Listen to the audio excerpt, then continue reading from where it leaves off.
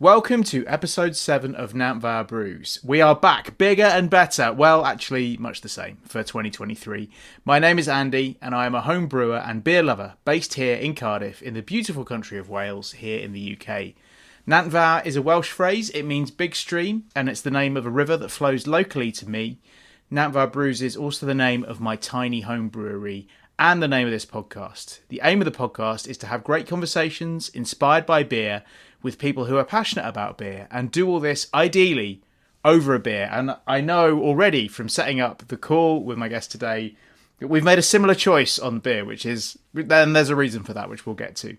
It's episode 7, and we are going to get sciencey and retro-y at the same time. This is an interview I've been looking forward to doing ever since I bumped into today's guest while doing a tour of the Palmers Brewery in Dorset a few months back. At the really quite generous tasting at the end of the tour, he started telling me a load of fascinating stories about beer and breweries from way back, decades ago. I'll say no more because all will be revealed by today's guest, who is David Cowan. David, welcome. How are you? I'm much better now, thank you. Yes, you've fell foul to COVID, I hear, but you've recovered. Now, we met back in November at Palmers Brewery in Dorset, and we both happened to be on the same tour, which I found absolutely fascinating. I hadn't done it before. Well, actually, yeah, I hadn't done the tour before. I'd been to the brewery before to buy beer, but I hadn't done the tour before. What did you make of that tour? I enjoyed it. When you know something about brewing on the scale that Palmers do it, it's very difficult not to want to jump in all the time and sort of correct things. But I think the guy that did the tour was pretty good, and it was nice going around seeing that scale of operation. And I'm always very impressed when I see something like that that's still operating and has managed to avoid being taken over by one of these ginormous great people, and then the beer or the brewery closed down, and the beer brewed somewhere else and the label stuck on it. People pretend it's the same as it used to be. It's so authentic, isn't it? And there were things, I mean, I knew the beer was good from Palmers, and then doing the tour and things like being able to see where the pipe goes to the spring just, across the river, and knowing that they don't treat their water in any way. They just pipe it in and brew with it, seeing all the old bits of equipment. And I should say that I made possibly the most lo-fi video you will ever see on YouTube. So if you search for 1970's Brews, and because it's Welsh, I'll probably have to spell it out, Nantfawr Brews on YouTube. I took a load of pictures, put a bit of a commentary over the top. And so, me and David will mention lots of things from the tour, I'm sure, over the next few minutes. If you want to go and see what it's all about, you can find that on YouTube. But yes, seeing the chalk markings of how they're adding up, how many bags are in the loft, and the bits of paper stuck up with the recipes on, a laminated piece of A4 that has the recipe for this beer, which is awesome. Now, tell me what you're drinking, because we're both having a beer, which is what I like to do while we record an interview. What are you drinking, David? I'm drinking Tally Ho from Palmers. And is that one that you bought at that tour? Or, I mean, you go down there quite a lot, don't you? So you probably have a stash. Well, we go down to Weymouth about 6 or 7 times a year. We've got a place down there. And we have said for many, many years, or a number of years, that, yeah, we ought to go and see Palmers Brewery, because sometimes we drink the beer around and about, particularly the bottled stuff. So why have you gone for the Tally Ho? Is that a favourite? Okay. Here we go. After we finished the tasting, we had a chat with the people in the beer shop there, and said, look, we'd like to buy some beer, but we're going to go and get some lunch and we'll come back. And so when we came back, we were umming and ahhing about what to buy. And Anne, my wife, said to me, look, if you buy a case of beer today, there's 20% off or something like that. I think it was 20% or 10%. I don't remember the amount. It was enough anyway to get us motivated. And then they said, if you buy 4 boxes of beer, you get even more off. So my next question was, well, if I buy 10 boxes, how much do I get off? And how many boxes do I have to buy before you give it to me for nothing? So I ended up thinking, well, okay, my son likes beer. Christmas is coming. So 1 case for him, 3 cases for me, and 1 case of ginger beer for Anne. And that's basically what we did. So we had 2 cases of gold. We had 1 case of Tally Ho and 1 case of 200. And my son got a mixed case for his Christmas. and I'm gradually working my way through the end of it. And unfortunately, the other day I realised it says best before March, so I need to get into gear You have and to be step up the quick. consumption. Yes, So hang on, let's do the maths. How many bottles of beer did you walk out with from Palmers? 48. Okay, oh, that's not too bad. It's under. You've kept it under 50. You're okay. Exactly. Yeah. Oh, that's good. That shop is, yeah, it's tempting, isn't it? Because it's all stacked up there, and you can kind of see it, and they've got the little bar in the corner. But Tally Ho is a lovely beer, and I mean I like them all. I've got the 200, which they said, was an anniversary beer they brewed back in 94, I think. 200 years of brewing. Yeah, it was 94. This is the crazy thing about Palmers is they've been brewing there since 1794. And, on this podcast, I speak to quite a lot of American brewers, and I did mention that to one of them, and they could not get their head around the fact that this brewery has been going in the same site, pretty much in the same family. I know there was a bit of changing hands nearer the beginning, but for 150 plus years, it's absolutely incredible. And the beer is lovely. I'm on the 200, you're on the Tally Ho. So yeah, I would recommend buying some Palmer's beer. I'm a big fan. Anyway, look, let's get to the kind of meat of the conversation, which is you suddenly dropped into conversation over beers afterwards that you had this insight into what it's really like to work in a brewery because you'd done it. So to tell us the story of how you ended up working in a brewery. Okay. My background is microbiology. My PhD and my bachelor's degrees are both in microbiology. And in my final year at university for the first degree, I'd gone down the applied science track. And that really means sort of industrial microbiology, which is basically what beer brewing is. And we were all expected to do a 6 months research project as part of that degree. For reasons I really don't recall, I ended up being sort of allocated a project based in Truman's Brewery in London. And Truman's Brewery was founded in 1666, so it's earlier than Palmer's. Even older, amazing. It's no longer in existence. It's now some form of enterprise zone. The buildings are still there, but the brewery's long gone. It's about 10 years ago it stopped working. So I was looking into various things for this project, and I wanted to continue studying, but like a lot of things, there wasn't any money around. So if you were going into medical research, you could get grants to do a doctorate, but if you wanted to do applied microbiology, it was quite difficult. And my professor at the time sweet-talked the brewery, or sweet-talked the R&D guy at the brewery into letting me work there and study at the same time. So after I finished the bachelor's degree, I had a few weeks off, and then I started working at Truman's in the East End of London, and that's in a place called Brick Lane. Wow, so you was gone straight from university, straight into that first job and straight into this brewery environment. And I remember from how you were describing it, it was quite a different setup from, you'd gone from, I guess, university studies in labs and, very kind of academic. And suddenly you were in a very different environment where maybe there wasn't quite the respect for science that you were used to. No, I mean, it wasn't that they didn't have a respect for science. They just didn't have any scientists. Right. They managed for years without really having anybody. And to some extent, in the same way that Palmer's had some, they had some scientific work, they weren't really big enough to justify lots of laboratories and things like this. Truman's decided some years previously that they wanted to do some research as well, because they were going to go for a modernization program. They were basically going to get rid of all the old kit that they had and replace it with modern kit. And that was to do with improving and particularly increasing production. So they felt that it was about time that they got some people in who would know something about the sort of the background.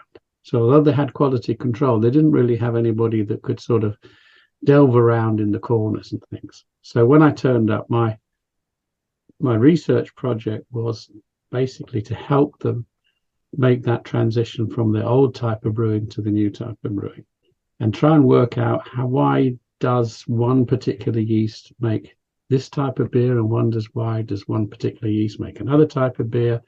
Why do some yeast sit at the top of the fermentation vessel? Why do some yeast sit at the bottom of the fermentation vessel? so that they could get a handle on really what was going on. And that was the basis of it. So when I moved there, they had all the old open square fermentation vessels that folks can see from your pictures at Palmers. Unlike the Palmers ones, these were mainly made of copper and they were open. So when the fermentation's going on, the yeast comes to the top and basically makes a seal between the beer or the fermenting beer underneath and the air on the outside. And if you don't have good control about what's going on, the air is really quite dangerous to the beer because it brings a lot of infection with them. I don't know if you've ever been unfortunate enough to have it, but if you get a beer that's very sour, very acid, and that happens sometimes in small breweries, it's usually because some bacteria have got in there and they start to convert the alcohol into acetic acid or vinegar. And you could see that happening in the Truman's Brewery sometimes. You could see the copper around the copper pipes. You just get this green tinge in the foam. It's not good from a taste point of view, and it's not particularly good from a health point of view. So I got in there, and my sort of job was to help them make that transition, try and work out how could they make the new beer taste like the old beer in a completely different system. It's that consistency thing, isn't it? Because when you're brewing at scale and your customers get used to the taste of a beer, you need to be able to recreate that. And I guess if you're ripping out all your equipment and changing the materials, changing the design, changing the capacity, then that's so many changes that it's almost bound to change the taste of the beer. Yeah, and it definitely did. And I think if they had realized the scale of the job that they were trying to set themselves, they might have had second thoughts and tried to do it in a bit more of a piecemeal fashion. But basically what they did was they built the new brewery alongside the old brewery, and then over a period of a few months sort of tried to transition the production from one to the other. Sometimes it worked well and sometimes it was a disaster. Now, I remember you saying about how you were able to analyse their yeast in ways that they'd never even thought of doing before, and you were able to tell them some quite interesting stuff about it, weren't you? Yes. If you remember at Palmers, they talked about how long they'd kept their yeast going, how many years they'd kept it going. All of the old breweries did that. They all had their yeast rooms where they kept it. And the Truman's yeast at that time was probably about, I think, as far as I recall, 50 to 60 years old, in the sense that was the last time they changed it. And they changed it by borrowing some yeast from a brewery up the road in East End of London, because the one that they had really gone bad. So they borrowed some yeast from somebody else. And when I analysed it, it wasn't a yeast; it was a mixture of different yeasts. Right. And so part of the, you could call it, unique flavour that their beers had was a result of this mixture of two or three different yeasts and actually some bacteria as well. So if you're familiar with Belgian beer, what they call the lambic beers, which are quite acid, it was a touch of that in there as well. So they had quite a complicated ecosystem. And all these open fermenters, they seeded each other. So although they were skimming yeast off and collecting it and using it for other fermentations, there was also an aerial transfer from fermentation vessel to fermentation vessel. Because once the fermentation's bubbling away, then you're getting aerosols are produced, and yeast cells are still quite small, so they can be lofted up into the air and can move to the next fermentation vessel. So, wow! So that's how, I guess, the character of a brewery that can not just be in one beer, but, because you often hear people tasting and saying that they can tell that it's a beer made by a brewery, and you sometimes think, well, are you imagining that? But the science from what you're saying would back that up, in that if you've got yeast transferring between the different fermentation vessels doing different recipes in the same brewery, they can at some point share characteristics. Yes. I mean, most of the flavour differences that you get in beers, let's say you're making a dark beer and a like a porter or something, or this dark beer that we've got here, and you're making a lighter beer like a bitter, the majority of the flavours, the differences are coming from the raw materials. So the type of hops they use, the type of malt, the caramelized malt that gives the dark flavour. So those are the things that give them the majority of the flavours. But there's also a nuance in there which is coming from the yeast. So for example, if you make bitter with a lager yeast, and you make bitter with a bitter yeast, it will taste different. There will be a difference in there that is tasteable. And some people can pick it up. Other people just don't notice. I mean, probably by the time you've had 10 pints, you don't notice anything anyway. So. and a lot of, at that time, people did drink a lot of beer. It wasn't as strong, was it, back then? No, you got sort of 4.5% alcohol was quite normal. There were stronger beers. I mean, you had some of the porters and things like that were a bit stronger, but you didn't really see anything above 5%. And so what year was it that you joined the brewery?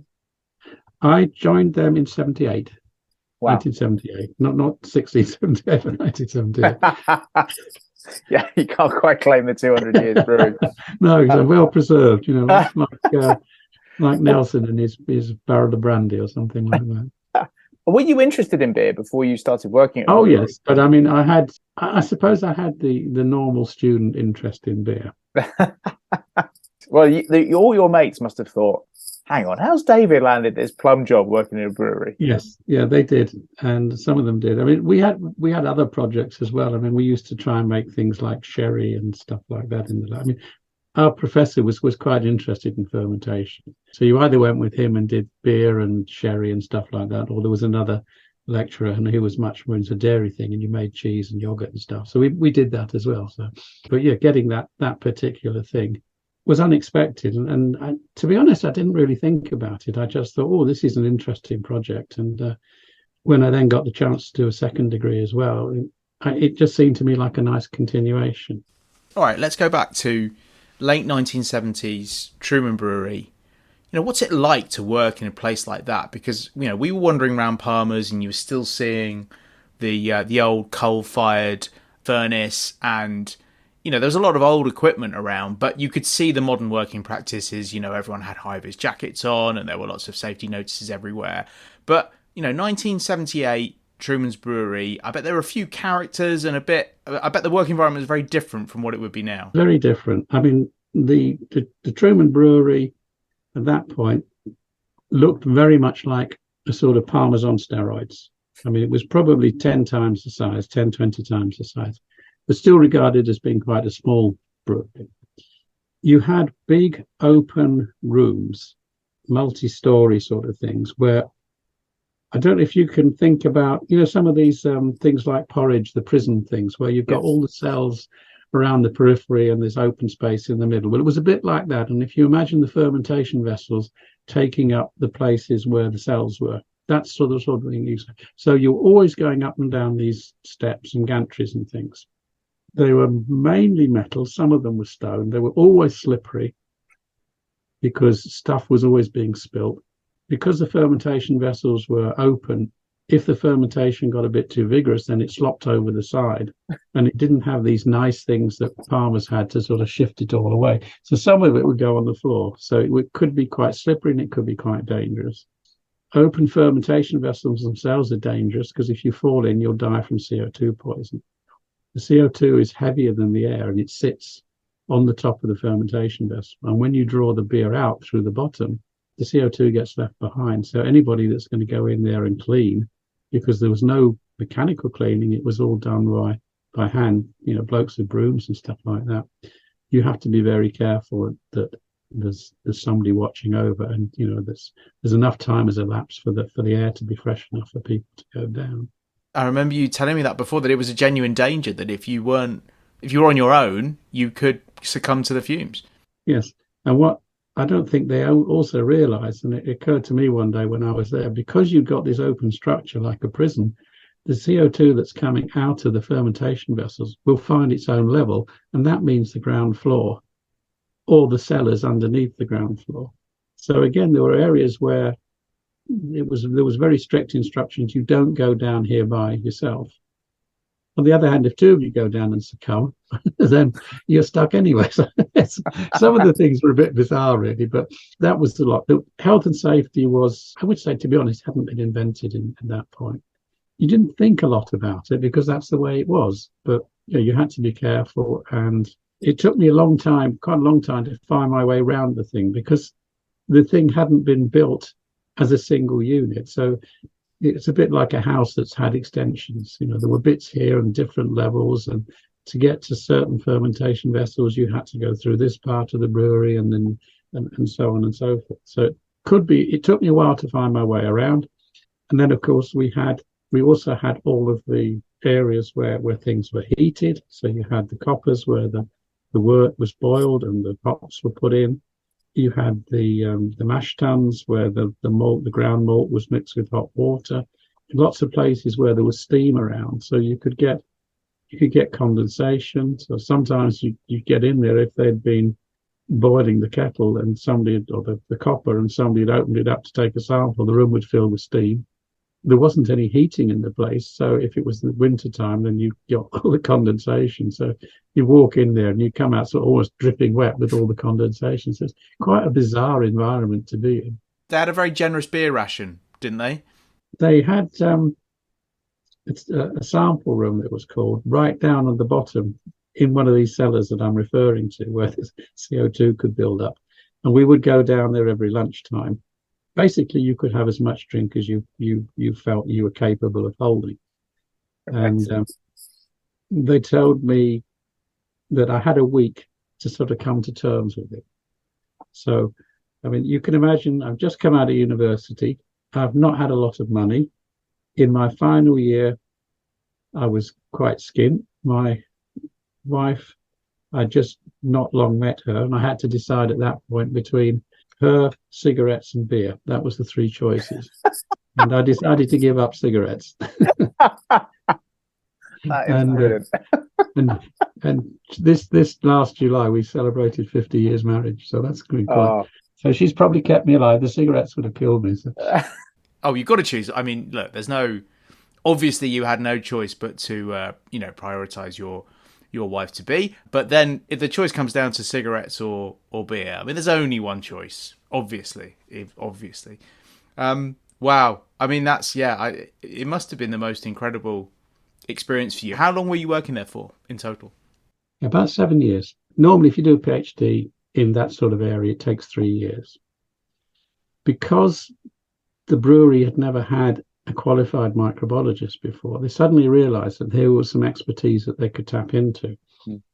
And that just showed me how desperate they were, because if they thought I was expert, then it really told them the problems that they had. And they kept coming with these issues that needed solving. And they were really fascinating. As a scientist, I was finding, I mean, it's not cure for cancer or anything like that, but we were finding out things that hadn't been found out, or things which had been forgotten.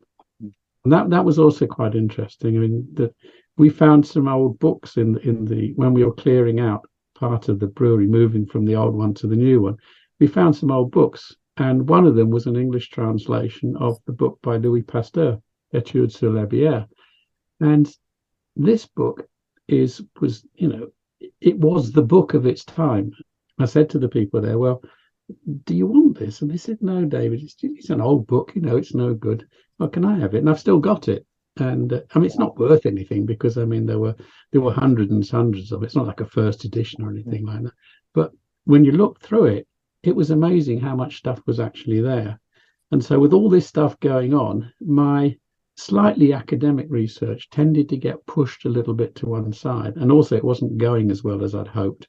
And the other stuff got really interesting. So instead of staying there for 3 years, I stayed there for 6 years. And then towards the end of my period at the brewery, I started traveling to Europe, actually to Belgium on a regular basis, trying to sort out issues with a brewery that the then purchasers of Truman's had bought.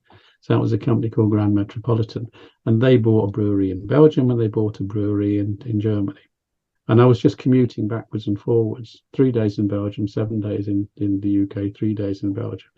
And after about 6 months or so, I said to my wife, this is getting daft. I think we want to start looking for another job. And I moved on, and I worked for a Danish biotechnology company as a sort of applied research guy until I retired in 2014. But you never lost that passion for beer, hence why I meet you on a brewery tour of Palmers in Dorset. Yes. Even once I left the brewery, I was still involved in the sort of in the brewing area for about another 5 or 6 years, because the biotechnology company I was working with had interests in brewing as well. I approached it from a slightly different point of view. I approached it from the point of view of somebody who was trying to promote solutions that the company I work for made, rather than sort of solve problems for the company. But in many ways, it was the same sort of job, because our products were useful if they had problems that needed solving. They hadn't got any problems that needed solving, they didn't need us. So it was a continuation. And I gradually moved away from it and ended up working as a laboratory manager before I finally retired. I've got a couple of questions that I really want to ask you. One is, from those 6 or 7 years that you were at Truman's, and you said that your research kind of didn't go the way you thought it would, but the other stuff got really interesting. What was the one thing that you worked on that really sticks with you as something that, I don't know, was a good achievement, or you really enjoyed, or made a difference, or you were proud of? Is there one thing that, you could never have imagined you were going to do in that brewery, but actually it made a big difference? Oh yes, yeah. I mean, it's I don't think about it that often, but I do think about it from time to time. The brewery, once we'd moved into the new brewery, and things were going along, after about a year or so, they started to get a lot of problem with acid beer. Not terribly acid, but enough to be tasted. And none of the quality control techniques could pick it up. It was quite funny, because we were across the corridor from them. They came across and said, "Look, is this something you could help us with?" And I went in and had a look, and you could see these bacteria under the microscope in the yeast. And that's very, very unusual. You don't normally see them. You need billions of them to be able to pick them up. And normally what you expect to find is tens or hundreds or something like that. And so developing a way of finding those bacteria and finding where they were coming from, because once we could find them, then we could see where they were coming from. It was a really intriguing and a very sort of, not a Miss Marple type of thing, but it was a bit of detective work. So it made a lot of difference to the brewer, and it gave me a lot of credit. Where were they coming from, or are you not allowed to say? No, they were airborne contaminations. They actually came from the malt. The malt and the barley that they used was ground in the same building that the beer was produced in. And the dust was traveling along the corridor between the research lab and the QC lab, going down the stairs and getting into the fermentation vessels. Wow. When they opened them up. And we solved it by getting them to close the door on the malt. So simple. Yeah. But that is science in action, isn't it? Because like you said, it was a Miss Marple thing. You traced it, it was a whodunnit, and you found the dust and you shut the door and it's solved. Brilliant. That is fantastic. It took a while, but until we could actually find it and see where it was getting in, at what stage it was getting in, we couldn't track it down before then. So that was really fantastic. And then by coincidence, not long after that, my own the research part of what I was actually doing as well, that started to pick up. So the two things ran in conjunction, and I ended up being taken to the brewer's house for a lunch. And I sat with all the directors. So they gave me a clean white coat to wear. Yeah, rather than the rather muddy one that I had. And I sat down with all the directors, and we had salmon, and we had steak, and we had red wine, and we had port. So they appreciated the difference. They appreciated it, yeah. They didn't give me a pay rise, but at least they gave me a nice lunch. You had all that free beer, don't worry. Yeah, well, exactly. And the other question I have for you, which is, I'm a home brewer, and there's quite a few home brewers that listen to this podcast. I'm not sure if it's something you've done. I mean, I suppose having kind of done it on a major scale, you probably don't need to do it in your garage. But with your experience, your knowledge, your scientific kind of background, what would be your kind of top tip for home brewers to improve their beer? Cleanliness. Keep everything clean and keep everything sterile. It is really, really important. For example, if you're going to clean with, we don't clean with chlorine because it taints everything. But if you're cleaning with metabisulfite or something like that that's making SO2, everything has to be clean before you put that in. Because all that will happen is if you've got a bit of crud in there, the bisulfite will, or whatever you're using, will kill anything that's on the surface, but it doesn't penetrate. So all will happen is you'll kill the surface layer, and then they'll creep out from underneath and get in. So cleanliness is really, really the most important thing you can do. And after that, I would say, control the temperatures of your brew so that you don't get the yeast too hot, you don't get the yeast too cold. If you're making bitter or ale, it likes to be slightly on the warm side. Lager beer is different, but that's quite important. And temperature fluctuations are not a good thing. It's funny because I know these things from having read them in books and, from other brewers saying it, but it carries more weight coming from a microbiologist who's solved this massive problem at one of the kind of most famous breweries in the UK. So, but you're totally right, and I've learnt both those lessons the hard way. And I've noticed since having a little fermentation chamber where I can, which is just an old fridge, where I can control the temperature, my beers have just gone up a huge level. And similarly, the one time I did pick up a bit of an infection and ended up with a slightly weird sour stout, it was because I hadn't properly cleaned my kit in a while. And, I then did a proper soak with PBW, which I think is a metabisulfite thing, and it was fine. So there you go. You're totally right. Look, we are near the end of our time, David. It has been absolutely fascinating. I remembered some of the good stories, but you've brought even more to the table. So thank you so much. And, I hope to see you on another... I hope to see you down... I'll tell you what, I go down to Dorset every year, same kind of time. So I will email you the next time I'm coming down, and maybe we can go for a pint at one of the Palmers pubs. That would be excellent. Look forward to it, Andy. Thank you very much, David. All the best. Take care. Good brewing. Thank you. Massive thanks to David Cowan for there's fascinating stories from back at Truman's Brewery back in the 70s, and trust me, there are more stories than that. So I will hope to get David back for round 2 because there were stories there that I hadn't heard before and some that I had, and then I remember chatting to him afterwards. There are other ones that we didn't have the time to get into but are as good, if not better, than the ones you've heard. So we'll have another round with David another time. Look, that is the end of episode 7. It's fantastic to be back recording, back brewing. I have a keg of... I'm so bad at naming my beers, so they're just named after letters. So it's called A. It's a recipe based on Aber Ale, dark, kind of premium, bitter. That's tasting very good at the moment. I've just invested in a couple of new kegs so that I can keep filling one, emptying the other. So we always have some Namvar Brews beers on tap in the garage. So things are building, things are brewing, and the podcast is just going to continue. I absolutely love doing it. We're slowly but surely building a few more listeners. Please do help spread the word about the podcast.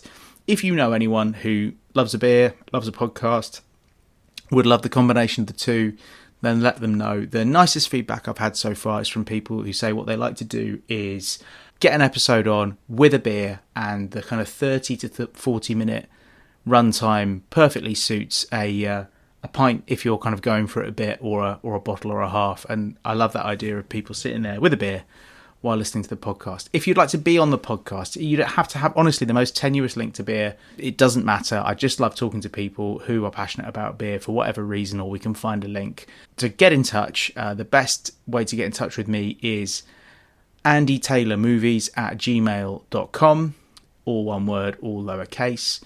Have a look at that Palmers tour video on YouTube. If you just search Namvar Brews on YouTube, you should be able to find it. And other than that, between now and the next time we make an episode, have a good life. Drink lots of beers. If you are brewing some beers, brew them. Keep listening. Keep sharing. Keep drinking those nice beers. And we'll see you next time.